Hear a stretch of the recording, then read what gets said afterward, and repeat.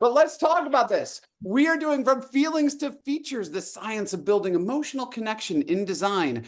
And who better to do this with us? Well, our friend Monica is here to blow your minds. Yes, ladies and gentlemen, we're Irrational Labs. You know us.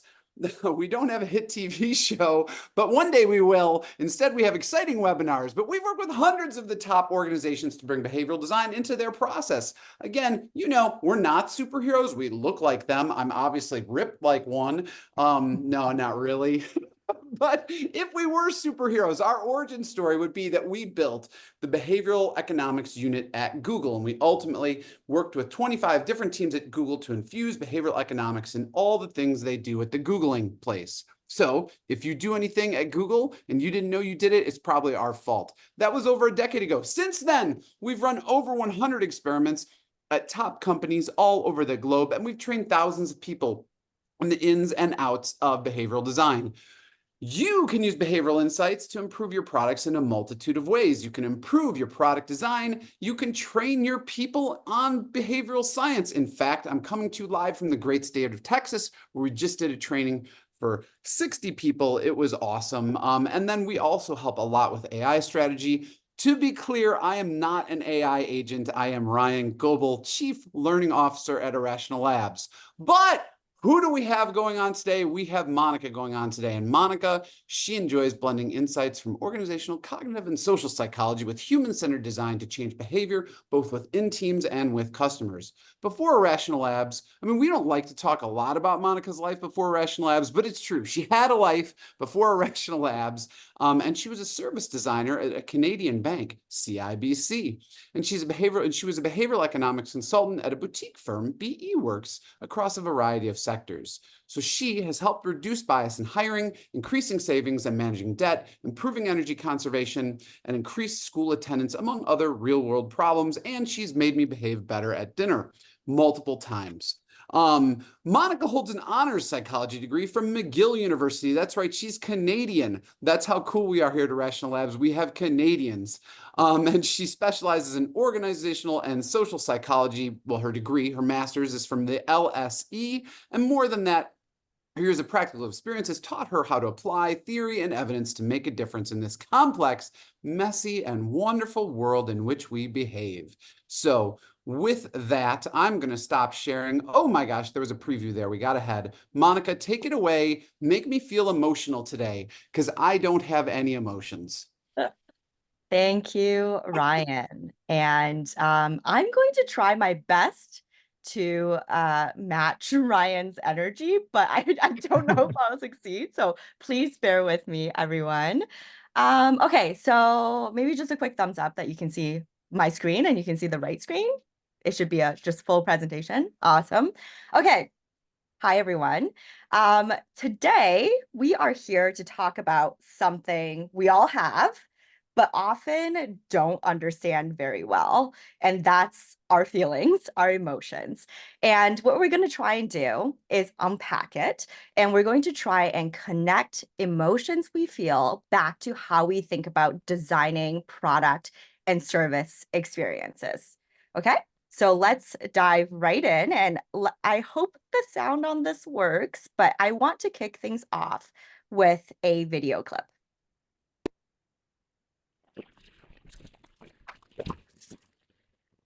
Oh, we just fell down. We should cry. Sadness, no! We can't cry in front of other kids! Stop her!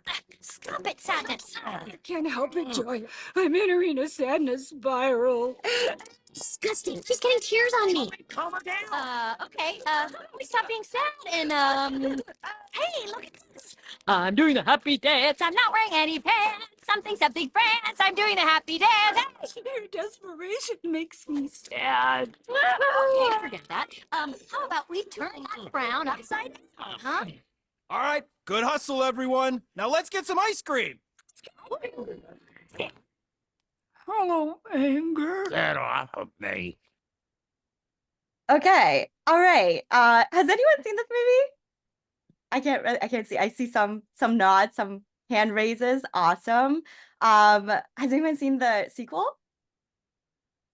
the new one that just came out? Nice, nice. So I haven't seen it yet, so no spoilers, please. But I did really enjoy the first one, and it's a really fun one, right? But as far as I know, I don't actually believe that we have like a panel of cute characters that's pulling levers and pushing buttons in our heads to control our emotions. But maybe I could be wrong.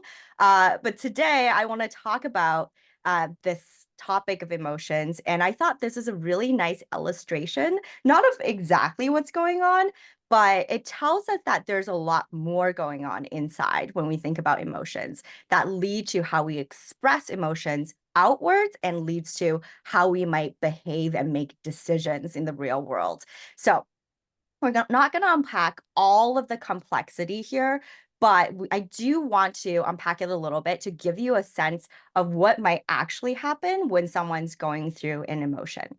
So first thing, you might experience some kind of external or internal stimuli. So this is something objective that happens to you. In this case, the clip that we just saw, our main character, Riley, falls during a hockey game.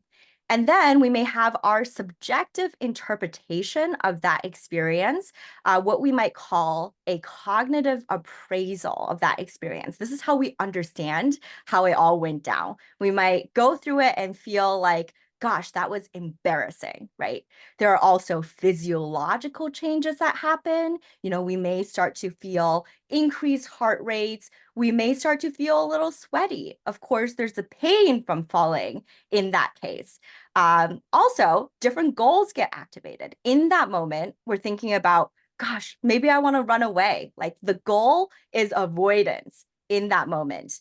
And then from there, we may be starting to pay attention to different things around us. We may be looking for signs of laughter, looking for things to confirm that we should be embarrassed in this moment. And then finally, all of these processes lead to an emotional or behavioral response. In this case, it's trying to hold back tears, right?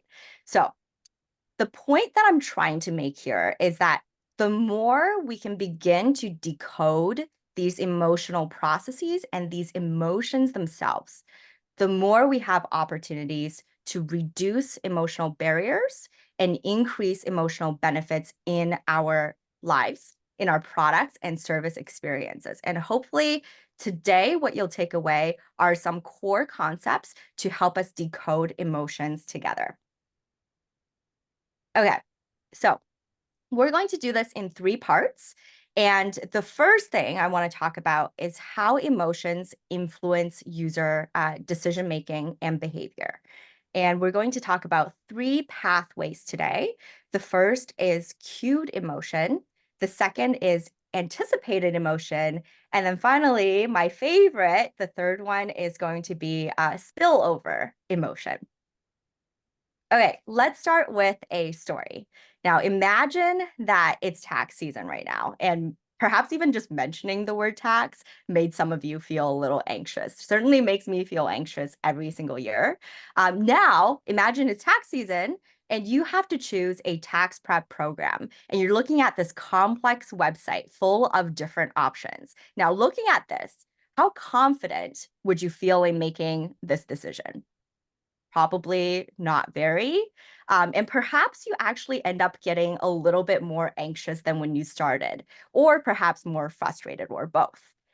This is what we call a cued emotion. It's a feeling you have right now in that moment of decision making. And it's cued by a decision context, like having to do your taxes or having to choose a tax prep program. And I'll tell you this, these emotions are really powerful and they can make us do some pretty irrational things. For example, in this case, we might actually end up waiting on the decision and then ending up paying more for the exact same tax program later in the season. Another example, when we think about transportation, getting from A to B and making that decision, right? One of the things that we know drives people's decision making is kind of thinking about flying and thinking about and feeling afraid of to fly. So in this case, when we're making the decision to fly or drive, our fear of flying might actually lead us to want to drive even though driving is statistically more dangerous than flying is. So that was cute emotions. And that's kind of the obvious kind. It's just what happens, how you feel about the context that you're in. But there's more to it. We don't just deal with the current emotions we feel, we also have to contend with anticipated emotions. So I'll give you an example here. In the Netherlands, they have something called a postcode lottery. Is anyone familiar with that? Anyone from Netherlands here? Not sure. I can't see. I can only see a few people. So, but I'll tell you a little bit more about this. So imagine this. You and everyone else you know is automatically entered into a lottery every single month. And it's based on your postal code, right? Sounds pretty great, right? So what's the catch here? Well, the catch here is actually you only get to claim the prize if you bought a ticket in advance of the draw. So if you don't buy a ticket and your postal code gets drawn, you get nothing. But suddenly, all of your neighbors will be much richer than you. Suddenly, you're seeing them buy these new cars, these new things. And in this moment, you feel like, gosh, buying that lottery ticket would have been a great idea. So when you then rewind the clock and it comes to next month, you start to experience what is called anticipated regret. You don't want to get yourself in that situation, and therefore you feel like you have to buy that lottery ticket every single month in order to avoid this type of potential regret you predict you might feel. So more broadly, we would consider this to be an example of anticipated emotion. It's a prediction of how we might feel in the future that can influence how we behave now. So, for example, if I anticipated that I'm going to get a painful shock in the future, it's going to lead me to be fearful now. The kicker here is we're actually not very good at all at forecasting just how intensely we might feel about something in the future. So those pair of shoes that you just bought probably won't make you that happy for as long as you anticipate in the moment, right? And yet we tend to make decisions based on these anticipatory emotions. Okay, so now let's talk about something really interesting, at least for me, emotional spillovers. And picture this scenario. So you're walking across this really shaky suspension bridge. Your heart starts racing, your palms might get a little sweaty, and then suddenly an attractive stranger approaches you and asks you to help them by filling out a survey. So you do that. And then later at the end of the survey, they say, hey, by the way, here's my phone number. Call me with some feedback or if you have any questions. Okay. So here, the question is, are you more likely to call them compared to if you saw the same stranger on a wooden bridge that's super stable and boring? And research would say yes, actually far more likely. So in this case, when you're on a suspension bridge, 50% of people called. And when you're on a wooden bridge, only 12.5% of people called. The real shocker of all of this is that the research also says that you probably wouldn't even realize why that stranger was so attractive to you. And this is what we call misattribution of arousal, right? It's the heart racing and the sweaty palms that was actually driven by the bridge that makes you feel as if that stranger in front of you is just so attractive. So in this case, spillover emotion, it's when feelings at the time of decision are actually completely unrelated to the decision itself. This is a good example of this. So ever wondered why the expensive souvenir shops are somehow always placed after the most thrilling roller coaster rides? I experience this a lot at Disney. And yes, it's intentional design. The excitement from the ride itself spills over to your shopping behavior and makes you buy a lot of expensive things that you don't need. Another quick example here, just because I find this super interesting. Researchers also analyze data from the stock market and found that stock market returns decline when, any guesses? If you have guesses, put it in the chat. I'm not looking at the chat, but let's see if any of you gets this right. So stock market returns decline when a country's soccer team was eliminated from the World Cup. So that's how powerful spillover emotions are. Or maybe that's how powerful soccer/football fans are. But I don't know sports all that well, and it felt very intense to me when I first read this piece of research. Okay, so to summarize, when you're thinking about challenges in your own product or service experience, what I'm trying to get at is you should be asking yourself these questions, right? So you should be asking, what emotions might the decision at hand or the context trigger in your users? You should be asking, how might users think they'll feel when they make one decision or another? What is that anticipated emotion? And then finally, you should ask, what emotions are users bringing with them? Now, this is one that I often find is overlooked in product experience design, where you're not necessarily thinking about how an earlier interaction with your product might lead to kind of this misattribution of the current interaction with your product. And by asking these questions, I think we can get closer to better understanding your user's emotional context. And as behavioral scientists, we always say when you understand the context, then you can begin to change it in order to design for these emotions.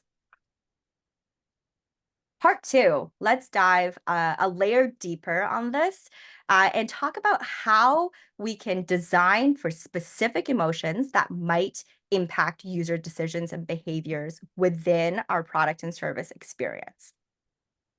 So, how do emotions influence decision making? Well, the quick and dirty way to think about them is that it runs along a no to yes spectrum. So, on the yes side, these emotions kind of motivate us to do things that will bring us or keep us in the state. And when we're in these states, we tend to see the world as less risky. We tend to be more open, more flexible, more innovative. These are good emotions, right? These are emotions like happiness, like gratitude, like pride, like surprise. All of these kind of fall on the yes side of the spectrum. And then on the other side, we have no emotions. So these are the ones that we're really motivated to avoid or to try and stop. These states, when we're in these emotions, we kind of see the world as more risky. We see the world as more out of our control. And these are emotions like sadness, like fear, like disgust or anxiety. Um, and now this is the moment where the story gets a little bit more complicated. I wish it was as simple as no to yes emotions, but turns out there is another dimension for us to consider when we're thinking about emotions. And that dimension is certainty. So this is how we think we understand what is happening. So here we now have two different dimensions. We've got no to yes, and then we have high certainty to low certainty. And with this 2 by 2 in mind, this is where things start to get really interesting. Because when we start to map our emotions into quadrants, now we're seeing something interesting here, right? We're seeing that actually both happiness and anger are on opposite side of the no to yes spectrum, and they're opposite in many ways, including our subjective ways of experiencing them. But at the same time, both of these emotions give us a high sense of certainty. What this means behaviorally is that both of these emotions can lead to really quick, really instinctive, intuitively driven decision making. And that can be for better or worse, right? And I'll illustrate this with a real world application here. So in this case, it was a study done in 2021. And the researchers here are trying to get people to be more thoughtful about how they share on social media. It's okay. And in this case, what they find is both happiness and anger can make us more likely to share content based on superficial characteristics. So things like the length of the message, things like the likability of the source, or even the appeal of the header. Because these emotions give us a sense that we get what's going on, we're a lot more comfortable in these cases using these heuristics to decide whether or not we want to share the content. But how do we solve for this? Turns out we just have to do the opposite of what certainty does by introducing a moment of uncertainty. So in this case, what the researchers did is that they prompted users to consider the accuracy of a headline just by asking them, right? How accurate do you think this headline is? And just by that simple prompt, that makes people think, well, maybe we can actually encourage people to be a little bit more careful in their consideration. What they found was that with this prompt, just by seeing it, users were more discerning when it came to their sharing decisions. And the things that they did end up sharing were of higher quality than if they were not thinking about the certainty in this case. So let's give you another example. So sadness is also a particularly fascinating emotion because it can promote deeper thinking. It makes us less certain, and therefore we're thinking about things a little bit more. But at the same time, it also makes us impatient for immediate rewards. So in this case, it's a low certainty, no, on the no side of the emotional spectrum. So in other words, it makes present bias a lot more pronounced in a user or in a person, right? Present bias is our tendency to overvalue the now at the expense of the future. So we overvalue immediate but smaller rewards at the expense of larger future rewards. In this case, when given the option to take little money today versus more money in 3 months, people who are experiencing sadness decide to forego about 13 to 34% of the available money just to be able to get that small reward immediately. And this is compared to people in a more neutral state. So when we're sad, we want that immediate benefit. And we can think about this, right? Anytime we're trying to drive behaviors where the benefits are long-term and in the future, and where the costs are perhaps more near. For example, like getting people to exercise more, getting people to save towards their retirement, or take meds for future health benefits. So when we think about our users that might also be experiencing sadness, we need to solve for present bias in these cases. And in order to solve for present biases, we can begin to think about leveraging behavioral tactics like bringing the benefits into the present and making them a lot more tangible and concrete. And this is kind of the beauty of decoding emotions, is we can begin to target these very specific interventions aimed at specific emotions. So there's a lot of behavioral implications, as it turns out, even just with these 4 most common emotions. And so to make your life easier, what I did was I just summarized research from Jennifer Lerner and colleagues on the different behavioral implications of each of these emotions. And I'll call out a few interesting examples. So one is that sadness also leads to this kind of reverse endowment effect. Endowment is where we place a lot more value in the things that we own, but sadness kind of reverses it. And sadness makes us attribute less value to the things that we own. So behaviorally, we end up selling for less and buying for more. When we're angry, we also tend to increase blame on others, because when we're angry, we attribute responsibility to the individual or the person rather than their situation. Fear can lead to pessimistic judgments about future events. And then anxiety allows us to favor low risk, low reward options, even if there are higher risk, but also higher benefit options out there. So that's just kind of like a brief summary. And I'm going to pause here for a few seconds if you want to take a screen grab of the slide. It does a really nice summary of some of these different implications that you can use as you're thinking about designing for these emotions. Okay. I'm going to move forward in 3, 2, 1.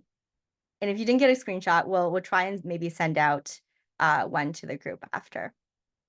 Okay, so what does this mean then for you as designers, as product managers, or in your personal life, right? It means that you have some powerful tools at your disposal.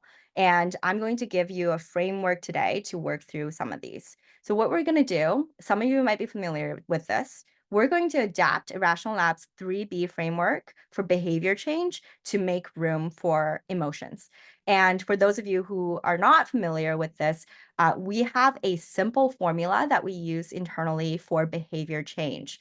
And that's this kind of 3B framework. So it starts with identifying the key behavior. This is kind of the most foundational step, right? We want to know exactly what it is that we want people to do. What actions do people need to take in order to reach the outcomes that we want? And then from there, we begin to understand the context around that behavior and how we get there, every single step, every single action, every single decision that gets us there. Once we understand that context, we start to think about reducing barriers to getting to that behavior and amplifying benefits in order to motivate that behavior. This is kind of the way we think about behavior change.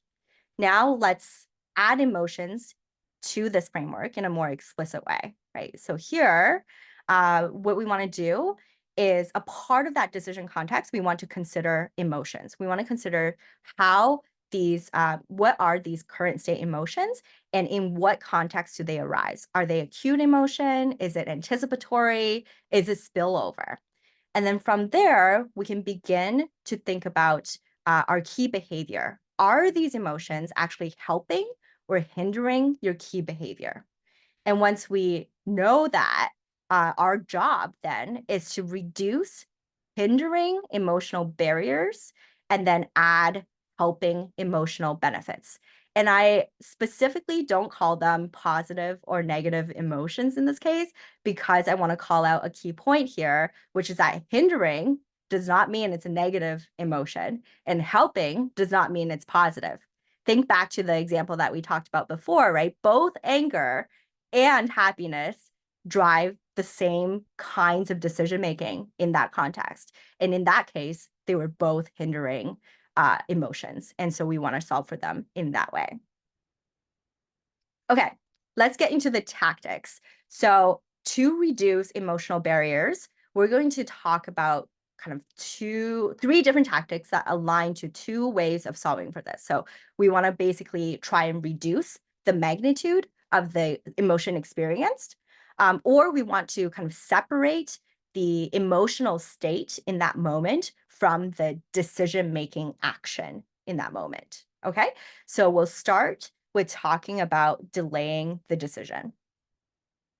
So the thing to know about emotions is that they are actually short-lived, right? And sometimes all we need is a little bit of friction or delay or a cooling off period, if you will, to reduce the emotional response and therefore its influence on the behavior at the time.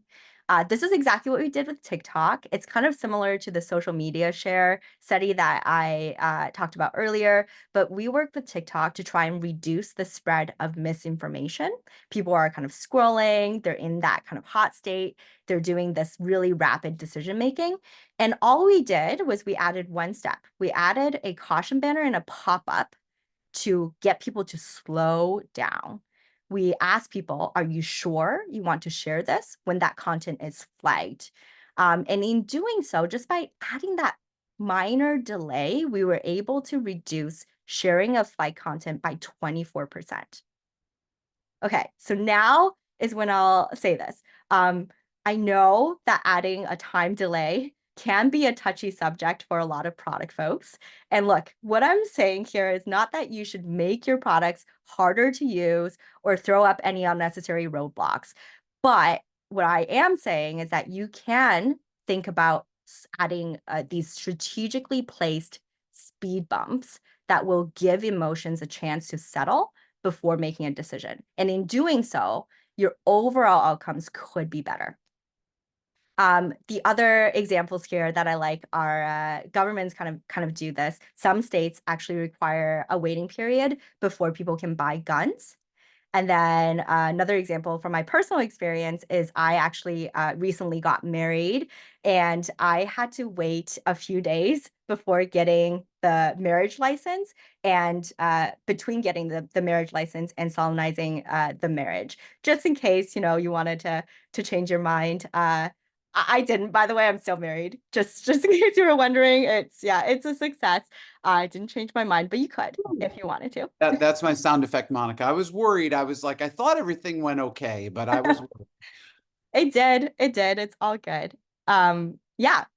So next, let's take a look at another technique we can use to help our users make better decisions. And this is what we call reappraisal. So you can think of this as putting a pair of emotional glasses on your users and letting them see the situation through fresh lens, right? So imagine a situation where you're sick, you have a fever, your throat is scratchy, you start to get worried about your situation, and you might think, okay, what if this is really serious? Should I actually go get in my car, drive to urgent care, and get this taken care of? Now, that worry that you feel in that moment is very powerful, right? It makes you want to just go to urgent care as early as possible.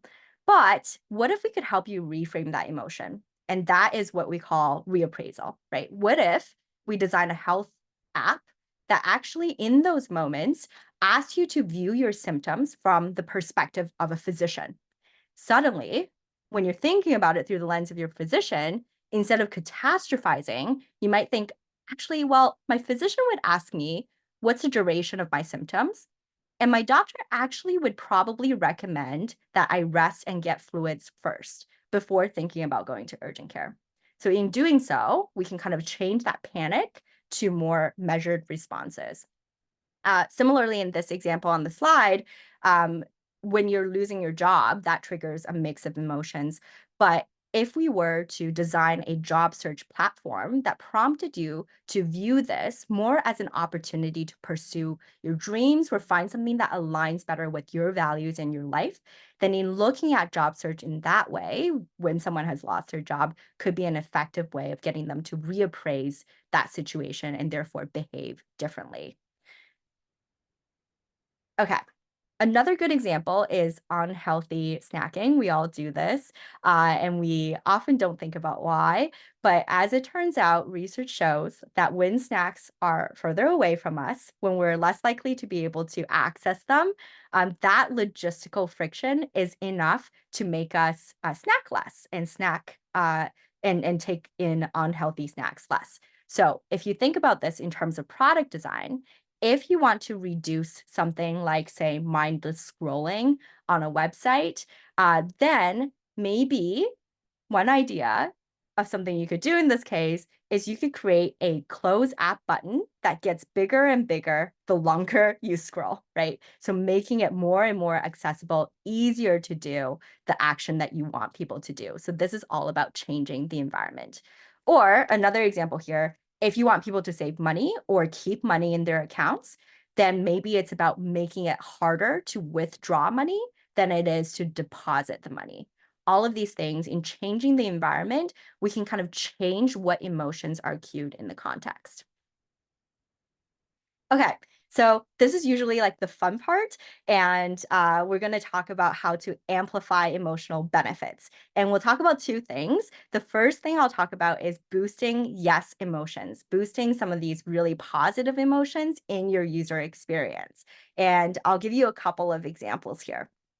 So the first one is to never underestimate the power of small, everyday bursts of joy. Okay. So in this case, imagine you're a doctor and it's been a long day of seeing patients. You have just so much paperwork to get through and you're tired and you're feeling a little grumpy.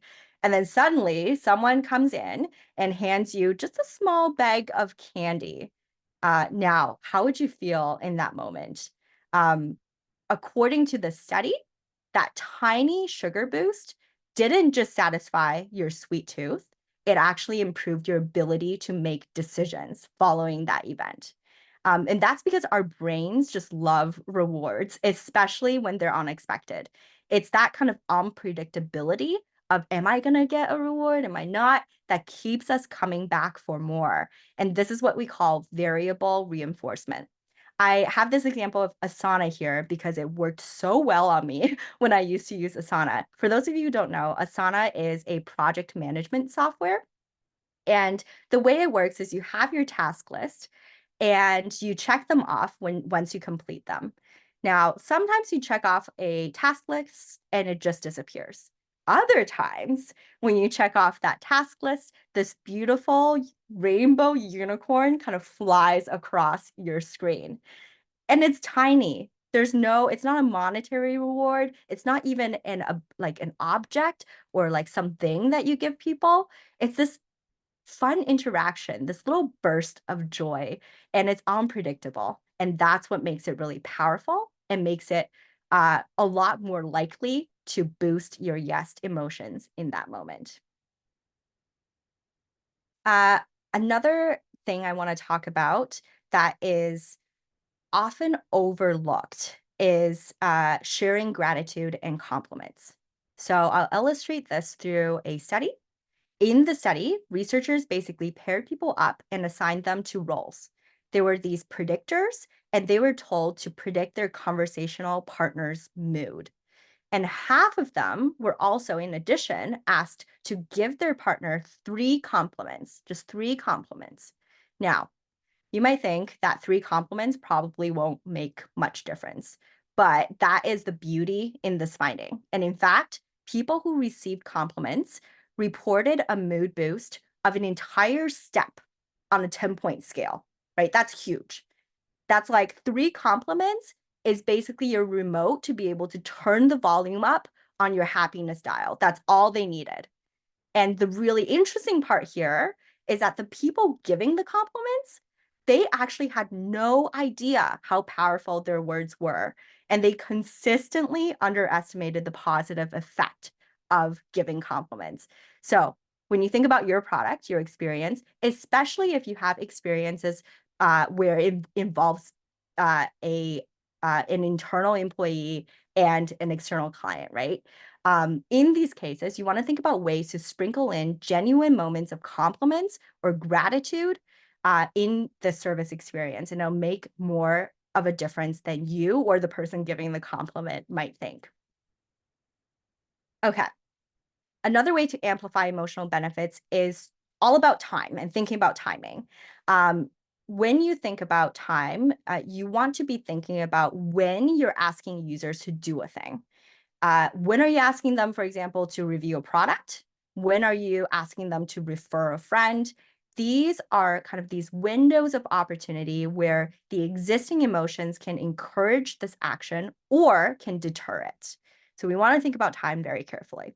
Okay, if you ever use a dating app like Tinder, you probably are familiar with the idea of like making really, really fast decisions repeatedly based off of very limited information. This is why like the entire phenomenon of Tinder thumb kind of exists.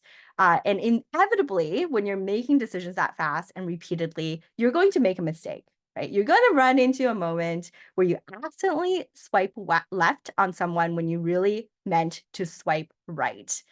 And right at that moment, as if by magic, Tinder asks you, hey, you want to undo that swipe? Guess what? You can with Tinder Plus. That is the moment where they upsell you, right? So Tinder has figured out something so crucial about human behavior. They know that certain requests, when asked during these hot states or these emotional moments where we feel regret so viscerally, are more likely to be accepted. What to take away here is that it's about emotional timing, not just the features you offer, but when you offer them. So think about, can you identify emotional peaks in your user's journey and perhaps align your asks to these moments? It'll probably be more effective that way. And finally, one last story, also about timing. And we're talking about credit card statements. Now, this is something that we don't like. We don't want to get them in the mail. We certainly don't want to pull out our wallet and pay for them. It's very painful to even think about paying for these statements. But what if we can actually make it less painful? So some clever folks in the financial services industry kind of figured this out. They figured out that if you let people choose when they make their payments, they actually end up paying more. So this is the equivalent of going grocery shopping when you're full instead of when you're hungry, right? People end up buying more when you're hungry and less when you're full. So in this case, people end up choosing moments when they feel really great about their finances. These are kind of moments where they get paid, where they're cash rich. And in those moments, when they choose their own payment time, they end up paying off the debt, and it doesn't feel nearly as painful. In fact, sometimes these moments might also be moments where you actually end up feeling pretty good about yourself when you make those payments, right? It's a level of self-competency that you feel that is really rewarding. This is also something that Duolingo does really well, right? So instead of sending reminders and notifications at kind of random times, they let users choose when and how often people want to practice a language. And in doing so, that autonomy in choosing allows your users to better align their own emotional state to the ask itself and to the experience itself. So next time, when you are thinking about your service, think about where in the service or product experience can I give users a choice in how or when they experience my product, and let people align themselves in their own way, in a way where they're feeling best in that moment. That is likely when you're going to be able to reap more rewards. Okay, so we've reached the end of this kind of scenic route through emotions. But before we wrap up, and in the spirit of walking the walk and spreading more gratitude and compliments into this world, I just want to take a moment to thank each and every one of you for spending your time and giving me your attention to this, what I think is a really interesting topic today. And I have not looked into the chat yet, but I'm already super impressed just by all of the messages that I've been seeing popping in. So thank you for your engagement. It truly means so, so much to me. Yeah, and I'll hand over to Ryan to wrap us up. Yeah, we are absolutely going to be doing a little bit of question and answer. Although it might be fun to just do question with no answer. That would be kind of existential and interesting and unique. Monica, you can try that if we can see how this works out. That said, first and foremost, the biggest thank you to Monica. If people could use your best emojis to give her some love and appreciation. Everybody always gets insights, and you should know Monica's one of our best deck designers. So if you weren't like just salivating, like I just made this beautiful slide to summarize a massive piece of research for you. Just beautiful stuff there, Monica. It's so helpful, so insightful, and so fun and joyful, just like you are. With that, remember, if you liked what you saw here, we have an entire office filled with people like Monica that can help you improve your products. So please feel free to reach out to Amy at Irrational Labs if you'd like to work with someone on our team. If you are new to the Irrational Labs events or our ecosystem, stay in the loop. Please, please, please sign up for our newsletter. We do these open events once every month, and we hope that you'll come join us. We also have members-only events for people that take our courses. And lastly, Kristen's Substack newsletter is incredibly popular. She does product teardowns once a week, and people love them. Their videos, Kristen's fun, witty, delightful, and also really smart when it comes to product design. So please consider signing up for that and check that out. We have those links in the chat. With that, we'll probably only have time for like 3 questions. I'm checking my watch here. But Sharon in Seattle, you have to lead off. Ask your question. It's such a good question. Monica, this fantastic presentation. Quick question. How can you easily discern a user's emotion when sometimes they don't know their own emotion? That is a great question. I think there are definitely like harder ways of doing it and then easier ways of doing it. Sometimes we want to work in reverse and kind of reverse engineer it, right? So this is kind of like a common thing in the behavioral space. Sometimes we don't know what contextual features are influencing how someone behaves, but we do have some hypotheses about that. So one solution, as you said, is maybe asking users. There are certainly emotions that people are attuned to and might be able to elicit just by asking them. And then there are others where you may have specific hypotheses about based off of the context. So for example, if you know that this is like likely going to be a complex choice that is also high commitment and high impact, then you can probably hypothesize that people might experience anxiety.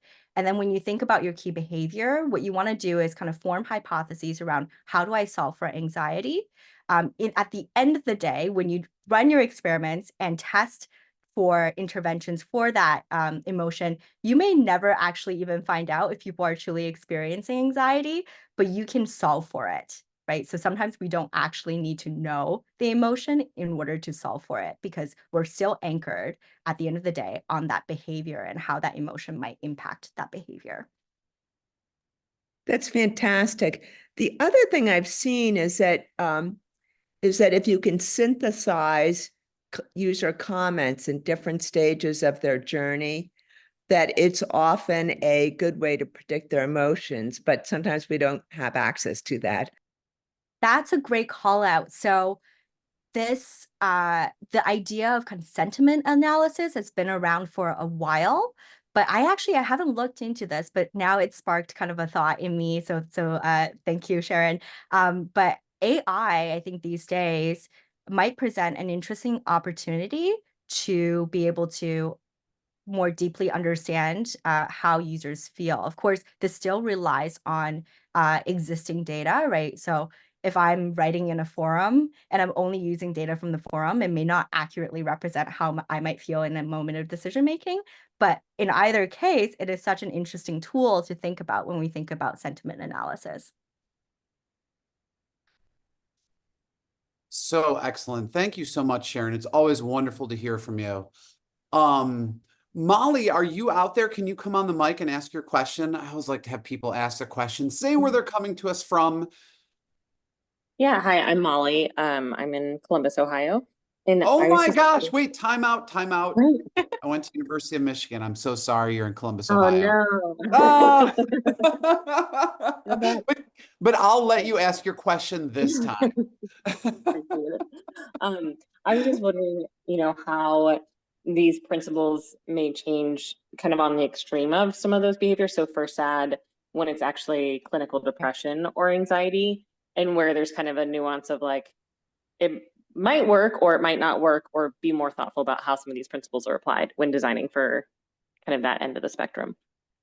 Yeah, totally. I think especially relevant if you are in that in the mental health space, right? Say if you're designing a mental health app.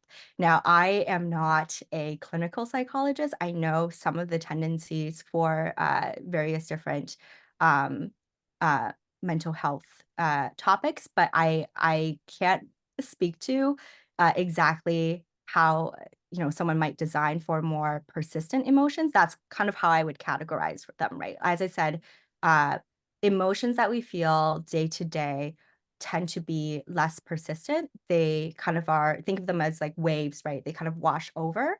Whereas in these clinical states, people may experience more persistent, more of a pattern of emotions, Molly. And so in those states, it's potentially, obviously we need to be more careful in that space, but it's potentially a different tool set that I can't really speak to, but I can only speak to the waves. Thanks. Awesome. Thank you so much, Molly. Jason, you're going to close us out. Go ahead. All right. Thank you, everyone. Thanks, Monica, so much. This was such a great presentation. And I was thinking of a couple members of my team here. I was thinking I was going to send them a message to say, this is what slide deck should look like. So well done. She's so good. She's so good. Where are you So coming good. to us from, Jason? I'm in Toronto, Canada. Oh my gosh. So is I am Monica. Canadian. Oh, are you? I am. We'll Yes. probably see you around at some point. Yeah. Hopefully. Yeah. That's Uh, awesome. So my question was, my team's actually been working through using the 3Bs we downloaded your guidebook on and using it sort of into our current like UX practice. And the question I had was, is there research on what like the different heuristics and biases that we can implement, which ones pair like most effectively with specific emotions? Is there, yeah, that's my question. Yeah. So the 2x2 that I posted, that should Yeah. get you closer. So that's probably the closest resource I could find. Okay. And for example, the example that I brought up with sadness, right? In that case, we know present bias is kind of the dominant heuristic there that drives decision making. Mhm. And so you want to think about interventions that solve for present bias. So that's kind of like a pairing. And then there are other pairings, right? Like um, anxiety and risk avoidance. That's another pairing of a bias and an emotion. So I would look at that slide in detail, and that should give you a short list of the couplings. Okay. And do you Yeah. know if there's like a body of work or anything like that, or research that I could look at for more on that? Maybe I Yeah, can send you an email or something, or we go for a coffee. totally. Yeah, I mean, would love to talk about this more. There's Yeah. a number of different resources, and we kind of just touched the tip of the iceberg before these kind of more common, simple emotions. It's cited on the slide itself, but Jennifer Lerner and colleagues, they Yeah. kind of put together this collection of research, and it's a really long but helpful paper. I leveraged a lot of that when doing research for this talk. And then I think when it comes to more complex emotions, there's actually just different areas of research dedicated to each of them. For example, last year a book came out all about the emotion of awe, which is a complex emotion. I've not read the book. I would love to. If Oh, anyone here I has read it, have. let I me have a know. cheat sheet on it. I have a cheat sheet on it. So Jason, Amazing. email me, Ryan Yeah. at irrationallabs.com. I have the awe Okay. cheat sheet. But you should go out to coffee, Canadian coffee with Monica. I don't know what Canadian coffee is like, how it's different from, say, Detroit coffee across the river, but you should have Canadian coffee. Canadian coffee is awesome. So Oh my gosh. Tim Well, I'm Hortons. sorry. Tim Hortons, yeah. Well, thank you again, everybody. This was spectacular. Monica, you are a genius. You did a wonderful job today. You brought us all joy, awe, and humor. Again, if you want to collaborate with us, reach out to Amy, stay in the loop through our newsletter, or check out Kristen's Substacks. Jason, thank you for bringing it home from Toronto.